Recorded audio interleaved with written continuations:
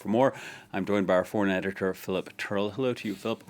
What is your perception of how today's talks will go? I think that there is a feeling on both sides, William, that they don't really want to go to war over this. Russia is building up its troops along the border.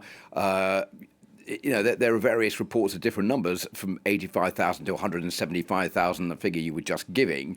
And that has seriously worried the West, because the West say, well, Russia is showing signs that it could launch an incursion. It could launch an incursion sometime in January, sometime in February. So it is putting in motion what could be eventually some kind of attempt to take control of Ukraine.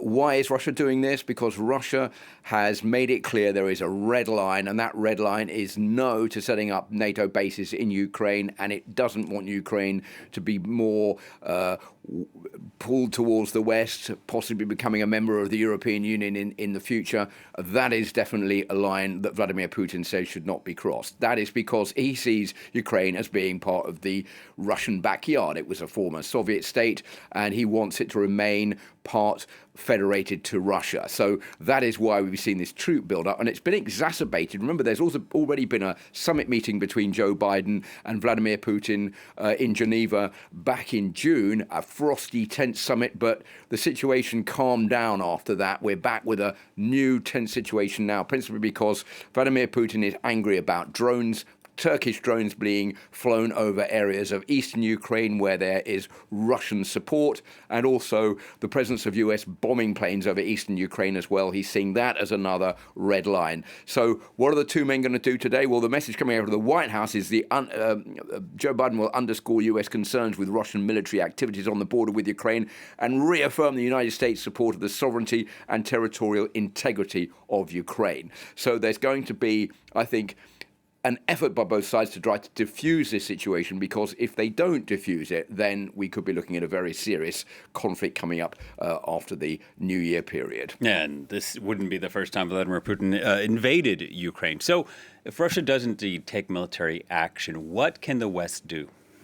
Well, the West can put more sanctions on Russia. There already are many sanctions. Remember, both sides have pulled their ambassadors out of their respective countries. We're really in a very low point in relations between Russia and the United States at the moment. Remember, Joe Biden has described Vladimir Putin as a killer and someone who doesn't have a soul. So you can imagine the two men, there's not much love lost between them. So they're going to stack the pressure on Russia. And one thing they could do on top of the sanctions that are already underway is to, for example, not give the green light for the Nord Stream gas pipeline to go ahead. It's built. Russia wants to send that gas from Russia into Europe, but there is still a question of authorizations which has to be given by the European Union for those supplies to come ahead. So there could be pressure on the EU not to sign that agreement for that pipeline, not to be able to deliver gas, and Russia really does want to deliver its fuel supplies to earn money. So that's one possible leverage. But I think the bottom line here is that